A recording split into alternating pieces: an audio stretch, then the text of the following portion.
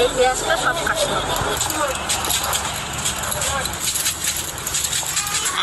আমার ছোট্ট বন্ধু তো এই দুইটা ডাল ভাত নিয়ে পূজার সময় বাজে বুঝে পড়াবে, ঢুকঢাপ করিয়া গায়ে একটু শক্তি বানাইয়ে দিই, তারপরে ওরা আনন্দ করবে মনের মতন করিয়া।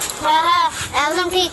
ছোট্ট বন্ধুরা সবাই রে কই এই পূজার সময় খুব সাবধানে বাজি বুঝি ফাটাইল, খুব ভালো থাকলো, সুস্থ থাকলো, আনন্দ করতো। এরা সবাই এই পূজার সময় এরা আমার ওই মণ্ডপে নাচ গান করবে। এই তোরা কারা কারা করবি?